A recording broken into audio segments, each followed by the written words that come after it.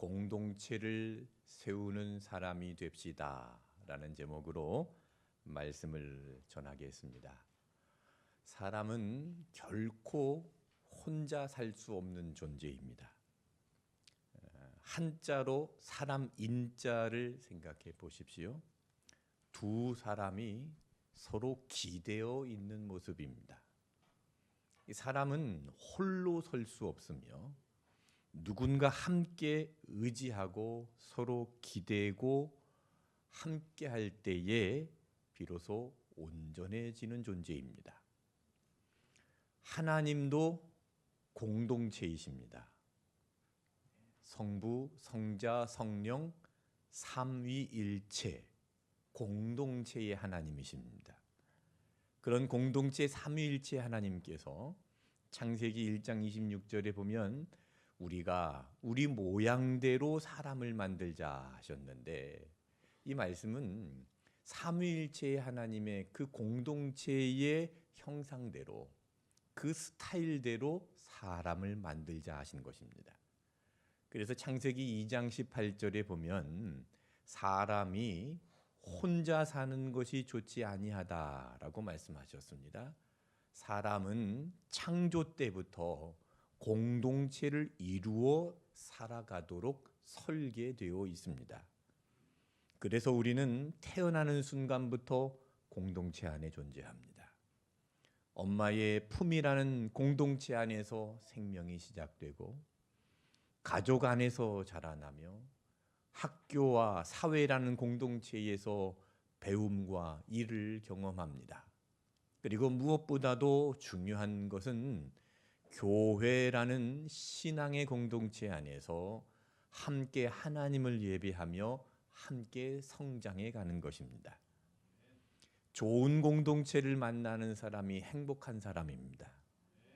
좋은 공동체에서 좋은 사람들과 함께 교제하고 삶을 나누고 희노애락을 함께 할 때 행복하고 건강하고 아름다운 삶을 살아갈 수 있습니다. 미국의 매사추세츠의 한 병원에서 있었던 일입니다. 쌍둥이 자매가 태어났는데 예정일보다 12주나 먼저 태어났습니다. 그래서 둘 다 위독한 상태가 되었습니다. 각각 인큐베이터에서 치료를 받고 있었는데 언니는 조금씩 회복되어 갔습니다. 그런데 동생이 심장 박동이 불규칙하고 체온이 떨어지고 생명이 위독한 상태가 되었습니다. 의사들도 이제 손쓸 방법이 없어서 다들 포기하고 있는데 그때 게일 카스파리안이라는 간호사가 그 두 아이를 같은 인큐베이터에 넣는 시도를 합니다. 자, 그러자 기적이 일어났는데 사진을 보여주시기를 바랍니다. 언니가 팔을 뻗어서 동생의 등을 살며시 감싸 안은 것입니다. 이렇게 포옹하는 순간 동생의 심박수가 안정을 찾았고 체온도 정상으로 돌아옵니다. 기적이 일어난 것이죠. 이 동생의 심박 박동을 살리고 체온을 올린 것은 의료 장비가 아닙니다. 언니, 그 가족의 작고 따뜻한 체온이었습니다. 이것이 바로 연합의 능력입니다. 이것이 바로 함께하는 힘입니다. 전도서 4장 11절에 보면 두 사람이 함께 누우면 따뜻하거니와 한 사람이면 어찌 따뜻하랴 그랬습니다. 함께 있어야 따뜻해지고 함께 있어야 숨을 쉬고 함께 있어야 살아납니다. 이것이 함께하는 공동체의 힘입니다. 하나님은 바로 이런 공동체를 통해서 일하시는 줄로 믿습니다. 자, 그래서 마태복음 18장 19절 말씀 함께 읽어보겠습니다. 진실로 다시 너희에게 이르노니 너희 중에 두 사람이 땅에서 합심하여 무엇이든지 구하면 하늘에 계신 내 아버지께서 그들을 위하여 이루게 하시리라. 자, 두 사람이 합심하여 무엇이든지 구하면 하나님께서는 그들을 위하여 이루게 하신다 하셨습니다. 그러니까 합심하여 기도하는 그 두 사람 공동체를 위하여 이루게 하신다는 것입니다. 함께하는 사람, 공동체를 위해서 일하시겠다고 약속하셨습니다. 공동체의 능력이 바로 여기에 있습니다. 우리가 예수님의 이름으로 모이는 공동체가 될 때 이 공동체 안에 예수님께서 함께 하십니다. 20절을 보십시오. 두세 사람이 내 이름으로 모인 곳에는 나도 그들 중에 있느니라. 예수님께서 직접 말씀하셨습니다. 두세 사람이 공동체로 모이는 곳에 나도 그들 중에 그 공동체에 있겠다라고 말씀하셨습니다. 이것이 바로 우리가 꿈꾸는 공동체입니다. 여러분, 여러분의 가정이 예수님의 이름으로 함께 체온을 나누고 서로 안아주고 합심할 때 그 공동체 안에 기적이 일어나게 될 줄로 믿습니다. 우리 온누리 교회가 서로의 아픔을 나의 아픔으로 여기면서 함께 아파하며 함께 고민하고 함께 기도할 때 하나님께서 우리 교회 공동체를 통해서 놀라운 일을 이루어 주실 줄로 믿으시기를 바랍니다. 헬렌 켈러가 그런 말을 남겼습니다. 혼자서 할 수 있는 일은 작지만 함께 할 때 우리는 위대한 일을 할 수 있다. 헬렌 켈러가 눈도 보이지 않고 귀도 들리지 않았지만 큰 일을 할 수 있었던 것은요, 48년 동안 함께 해준 앤 설리번 선생님의 헌신과 연합이 있었기 때문입니다. 혼자서 할 수 있는 일은 작은 일이지만 함께 할 때 위대한 일을 할 수 있습니다. 여러분, 우리가 함께하면 하나님 나라의 위대한 일을 해낼 수 있습니다. 오늘 고린도전후서 13장 말씀을 통해서 하나님께서 일하시는 공동체를 어떻게 세워가야 할지 함께 살펴보겠습니다. 오늘 본문에 등장하는 이 고린도 교회는요, 정말 말이 많고 시끄러운 교회였습니다. 사도 바울이 이 고린도 지역에서 복음을 전하고 교회가 세워지는데 교회가 갑자기 급성장을 합니다. 사람들이 구름대처럼 모여들었습니다. 그런데 이 고린도 지역은 거대한 상업 도시였고 이 헬라 철학의 영향을 받은 사람들이 많았습니다. 그래서 돈도 많고 세상 지식도 많고 말 잘하는 사람도 많았습니다. 그러다 보니까 교회 안에 누가 똑똑한지 경쟁하기 시작했고 자기와 뜻을 같이 하는 사람들끼리 모여서 파벌을 만들었습니다. 내가 옳다고 고집하며 자신의 생각과 다른 생각을 가지고 있으면 배척하고 서로 싸우면서 매일매일 시끄러웠던 교회입니다. 사도 바울이 이렇게 무너져가는 고린도 교회를 바라보면서 이 고린도 교회를 건강하게 세우기 위해 간절한 마음으로 편지를 보냈습니다. 그 편지가 바로 고린도전서, 고린도후서입니다. 오늘 말씀입니다. 자, 고린도후서의 마지막 장인 13장 1절을 보십시오.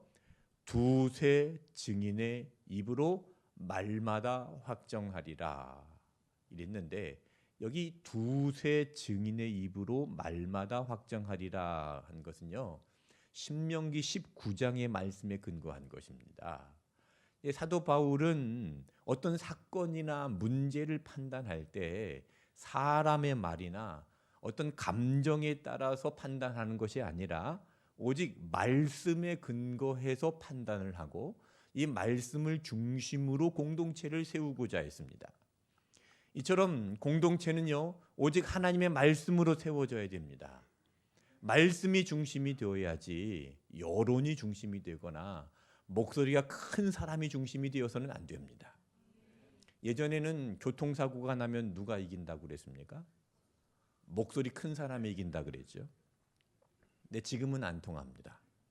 블랙박스라는 것이 있어서 모든 상황을 정확하게 기록합니다.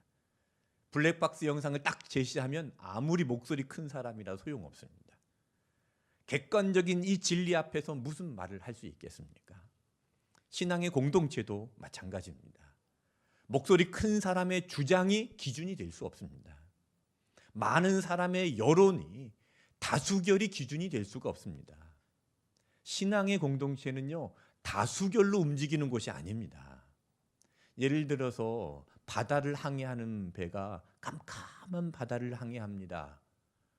여기서 선장이 승객들을 모아놓고 어느 방향으로 갈까요? 라고 다수결로 물어보지 않죠. 지혜로운 선장은 사람들의 여론이나 그들의 아우성에 의해서 방향을 결정하는 것이 아니라 그 어두움 속에서도 흔들리지 않고 변하지 않는 나침판을 보고 정확한 방향을 찾습니다. 신앙의 공동체가 그렇습니다. 신앙의 공동체는 다수결에 의해서 방향을 찾는 게 아닙니다. 오직 변하지 않는 진리의 하나님의 말씀만이 기준이 되어야 합니다. 하나님께서 기뻐하시는 공동체를 세우고 싶다면 말씀이 중심이 되어야 합니다. 그래서 우리 온누리교회는요, 말씀이 중심이 되는 교회가 되기를 바라고 있습니다. 여러분, 우리 온누리교회가 말씀의 공동체가 되고 말씀이 중심이 되기를 원한다면 말씀이 아닌 다른 것들을 온전히 단호하게 잘라낼 수 있는 용기가 있어야 됩니다. 자, 오늘 고린도후서 13장 2절 후반절을 보시길 바랍니다. 이 사도 바울은요, 진리를 거스르는 자들을 향해서 내가 다시 가면 용서하지 아니하리라 그랬습니다. 경상도 사투리로 내가 다시 가면 절단내겠다 선포한 겁니다. 이 말은요, 이 바울의 개인적인 감정이 아닙니다. 하나님의 진리를 거스르고 공동체를 파괴하는 악한 것들을 단호하게 잘라내겠다라는 영적인 결단입니다. 사과 박스 안에 여러 개의 사과들이 있는데 그 중에 하나의 사과가 썩어가고 있다면 그 사과를 그대로 놔두면 안 됩니다. 그 사과를 골라내지 않으면 옆에 있는 다른 사과들도 썩어버리게 됩니다. 공동체 안에 진리가 아닌 거짓이 있다면 말씀의 검으로 과감하게 잘라내야 됩니다. 여러분, 우리가 싸우는 싸움은 혈과 육에 대한 싸움이 아닙니다. 내 감정에 따라서 내가 다시 가면 용서하지 않냐리라 이런 감정적인 것이 아닙니다. 우리의 싸움은 영적인 것입니다. 가정 안에서도 그렇습니다. 가정 안에서 부부 싸움을 하지요. 혈과 육으로 싸우면 안 됩니다. 가정 안에서도 영적인 싸움이 있습니다. 부부 싸움 해보신 분들 왜 싸웁니까? 뭐 때문에 싸우죠? 누가 옳은가 따지기 때문에 싸웁니다. 대부분 그렇습니다. 네가 옳으냐 내가 옳으냐. 남편은 자기가 옳다고 하고 아내도 자기가 옳다고 합니다. 그래서 그런 말 하죠. 내 말 끝까지 들어봐. 내가 지금 틀린 말 했어? 다른 사람한테 물어봐. 100이면 100 다 내 말이 맞다고 하지. 답답하네. 왜 자꾸 말귀를 못 알아들어? 됐다 됐어 그만하자. 더 이상 당신하고 말이 안 통해. 끝까지 자기가 옳다고 주장하고 싸우면 결국 함께 침몰하는 겁니다. 배에 구멍이 나서 이제 배가 계속 물이 차서 가라앉고 있는데 거기서 부부가 서로 당신 때문에 구멍이 난 거야. 내가 내 말대로 했으면 구멍이 안 났을 텐데 하고 책임을 따지면 이 배가 또 오릅니까? 겸손해져야 됩니다. 자기의 오름을 내려놔야 됩니다. 자기의 의의를 내려놔야 됩니다. 하나님 말씀 앞에 나란히 엎드릴 때에 그 침몰하던 배가 다시 떠오르는 것입니다. 내가 옳다고 생각하는 것은요, 내가 강하다고 생각하기 때문입니다. 내가 강하다는 생각을 내려놓고 약한 자가 될 때 어떤 일이 일어나는가? 예수님께서 그것을 우리에게 보여주셨는데요. 그리스도께서 약하심으로 십자가에 못 박히셨으나 하나님의 능력으로 살아계시니 우리도 그 안에서 약하나 너희에게 대하여 하나님의 능력으로 그와 함께 살리라. 예수님은 약하나 승리하셨습니다. 진짜 승리는 내 목소리를 높여서 상대를 굴복시키는 강함에 있는 것이 아닙니다. 예수님처럼 기꺼이 져주고 십자가에 못 박는 약함에 있습니다. 그래서 나도 옳지 않고 당신도 옳지 않고 오직 하나님의 말씀만이 옳습니다. 이 고백이 있어야 됩니다. 말씀을 기준 삼고 말씀이 아닌 것을 분별하고 절단내겠다고 결심할 때 공동체는 건강하게 세워지는 것입니다. 그리고 그 공동체를 통해서 하나님께서 일하십니다.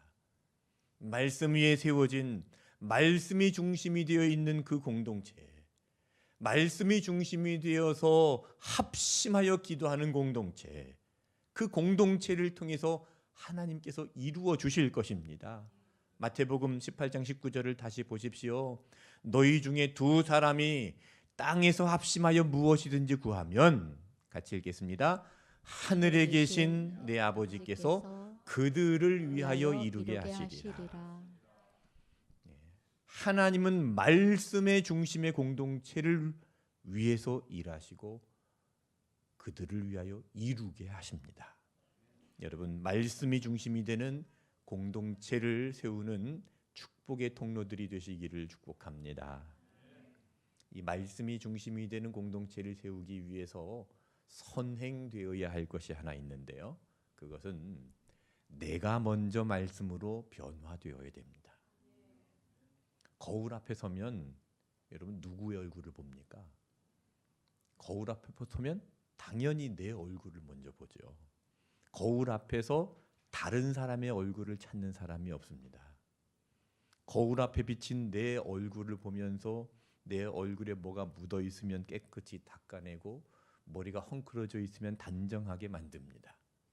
여러분, 하나님의 말씀은 거울과 같습니다. 이 거울 앞에서 내 모습을 보아야 되는 겁니다. 이 거울을 통해서 다른 사람을 보려고 해서는 안 됩니다. 그런데 안타깝게도 이 하나님의 말씀을 거울처럼 보는 게 아니라 돋보기처럼 보려는 사람들이 있습니다. 말씀으로 나를 비추어 보는 것이 아니라 다른 사람의 허물을 크게 확대하려는 돋보기처럼 보는 겁니다. 저 사람이 어떤 잘못을 저질렀는가? 말씀으로 크게 확대해 보려 합니다. 저 사람의 죄가 무엇인가? 저 사람의 문제가 무엇인가? 돋보기처럼 크게 확대하려고 합니다. 그렇게 말씀을 돋보기처럼 들이대니 남을 판단하게 되고 남을 정죄하게 되고 그 공동체가 올바로 설 수가 없습니다. 당시 이 고린도 교회는요, 이웃을 정죄하며 오직 자기만 옳다고 주장하는 사람들이 많았습니다. 사도 바울이 그런 자들을 향해서 이렇게 권면을 합니다. 5절 말씀 읽어보겠습니다. 너희는 믿음 안에 있는가? 너희 자신을 시험하고 너희 자신을 학증하라. 예수 그리스도께서 너희 안에 계신 줄을 너희가 스스로 알지 못하느냐? 그렇지 않으면 너희는 버림받은 자니라. 너희 자신을 시험하고 너희 자신을 확증하라 했습니다. 여기 시험하라 하는 이 단어가 헬라어로 페이라제테라는 단어인데, 이 단어는요, 금이 진짜 금인지 가짜 금인지를 판별하기 위해서 불 속에 넣어서 검증하는 작업을 말하는 겁니다. 요즘 금값이 천정부지로 많이 올랐죠. 그래서 이 겉에만 금으로 도금하고 속에는 다른 합금을 채워서 가짜 금괴를 만드는 사기꾼들이 늘어난다고 합니다. 그렇게 금을 만들어 놓으면 겉으로 봐서는요, 전문가도 구별할 수 없습니다. 그런데 어떻게 이것을 구별할 수 있습니까? 뜨거운 불 속에 넣어보면 정체가 드러납니다. 진짜 순금은 그 불 속에서도 금빛을 그대로 유지합니다. 불순물이 섞인 가짜 금은요, 녹는 과정에서 찌꺼기가 위로 올라오게 됩니다. 페이라제테, 시험하라 하는 말씀이 바로 이런 방식입니다. 너희는 믿음 안에 있는가? 너희 자신을 시험하고 너희 자신을 확증하라 했습니다. 여러분, 나를 이 시련의 불꽃 앞에서 진짜 변하지 않는 믿음이 있는지를 확인하시기를 바랍니다. 말씀이 중심이 되는 공동체가 되려면 먼저 나 자신을 그렇게 시험하고 확증해야 되는 것입니다. 은혜를 받는 사람들은 어떤 사람들입니까? 하나님의 말씀을 들을 때 그 말씀 앞에서 자기 자신을 먼저 녹이는 사람입니다. 하나님 말씀 앞에서 나를 온전히 녹여낼 때 내 안에 감추어져 있는 교만이 드러나게 되고 죄악과 이기심과 위선들이 정체를 드러내기 시작합니다. 은혜를 받을 수 있는 사람들은요, 그렇게 떠오르는 그런 찌꺼기들을 보면서 그것을 걸러내기 위해서 겸손하게 하나님 앞에 무릎 꿇습니다. 하나님, 나는 죄인입니다. 나는 은혜가 없이는 살 수 없습니다. 나를 불쌍히 여겨 주옵소서. 이렇게 고백할 때 자신을 정결하게 하는 은혜의 사람으로 하나님께서 세워주시는 것입니다. 이런 은혜가 여러분에게 충만하시기를 축복합니다. 그런데 은혜를 받지 못하는 사람들은요, 이 말씀을 들을 때 이 말씀으로 자기를 녹이려고 하지 않고 자꾸 다른 사람을 녹이려고 합니다. 이 말씀은 우리 남편이 꼭 들어야 되는데, 이 말씀은 평소에 말 많은 저 집사가 들어야 되는데, 이 말씀은 아무개가 듣고 회개해야 되는데, 이렇게 말씀으로 자꾸 다른 사람을 녹이려고 하니까 상대방에게 정죄를 하게 되고 비난을 하게 되고 관계가 복잡해집니다. 그런 곳에는 은혜가 없습니다. 말씀으로 공동체를 세우기 원하신다면 이 하나님 앞에, 이 말씀 앞에 내가 먼저 녹아지고 내가 먼저 변화되고 내가 새로워지면 공동체는 분명히 살아납니다.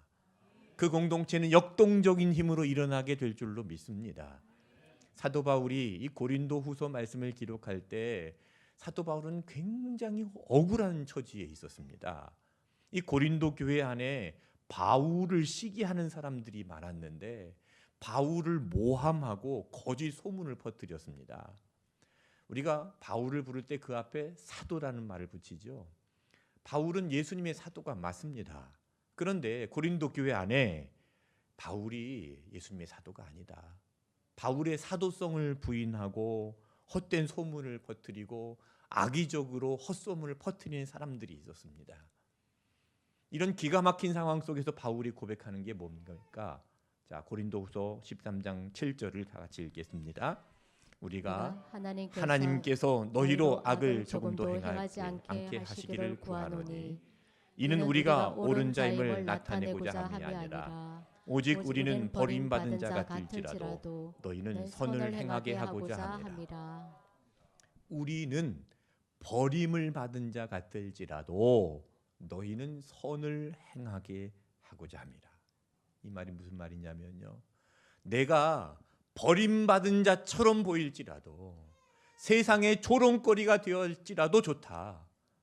오직 너희가 죄에서 돌이켜서 선을 행할 수만 있다면 나는 그렇게 버림받은 자처럼 철저히 짓밟혀도 상관이 없다. 그런 고백입니다. 바울은 자기 자신이 옳다는 것을 증명하기 위해서 이 편지를 쓰는 게 아닙니다. 오히려 바울은 자신이 짓밟힐지라도 공동체를 다시 세우기 위한 마음으로, 그 절절한 마음으로 공동체를 세울 수만 있다면 자신의 권위도 내려놓고 자신이 무시당하는 것도 다 포기하고 자신의 자존심도 기꺼이 내어놓겠다는 겁니다. 오직 우리는 버림받은 자 같을지라도 너희는 선을 행하게 하고자 함이라. 이것이 공동체를 세우고자 하는 사도 바울의 진심이었습니다. 여러분, 이 사도 바울을 보면 세상적으로 볼 땐 참 바보 같습니다. 이런 바보가 어디 있습니까? 오해를 받으면 당장 사람들을 모아놓고 조목조목 따져가면서 시시비비를 가려야 속이 시원하죠. 그런데 자기 주장도 하지 않고 자기의 사도권이 부인을 당해도 변명하지 않고 자기가 가지고 있는 그 화려한 학벌과 율법과 모든 스펙들을 배설물처럼 버리고 그 권리를 다 포기하고 십자가에 죽은 예수님을 따릅니다. 바보 같죠? 너희들만 죄에서 돌이킬 수 있다면, 이 공동체만 바로 설 수 있다면 나는 철저히 짓밟히고 버림받은 자가 되어도 좋다. 여러분, 세상에 이렇게 답답하고 미련한 바보가 어디 있습니까? 사도 바울이 이런 바보 같은 길을 기꺼이 걸을 수 있는 이유는요, 먼저 가신 진짜 바보, 원조 바보 예수님을 만났기 때문입니다. 예수님께서 십자가에 달리실 때 사람들이 네가 하나님의 아들이면 십자가에서 내려와서 증명해봐라. 예수님을 조롱하였습니다. 저 같으면 내려옵니다. 내려와서 멱살 잡고 그래 내려왔다 웃잘래 한번 해줘야죠. 예수님은 자신이 하나님의 아들이심을 증명하기 위해서 당장 십자가에서 내려오실 수 있었습니다. 충분히 내려오실 수 있었습니다. 하지만 우리를 위해서 기꺼이 참으시고 침뱉음을 당하시고 조롱을 받으시고 그 십자가를 그 자리를 지키셨습니다.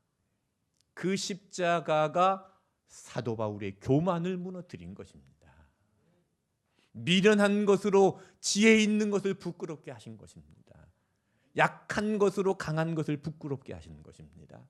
그래서 십자가는 미련한 것처럼 보이지만 구원을 받은 우리에게는 하나님의 능력입니다. 여러분 오늘날 여러 공동체들이 왜 이렇게 시끄럽고 분열이 됩니까? 모두가 자기가 옳다고 증명하는 똑똑한 사람들만 넘쳐나기 때문입니다.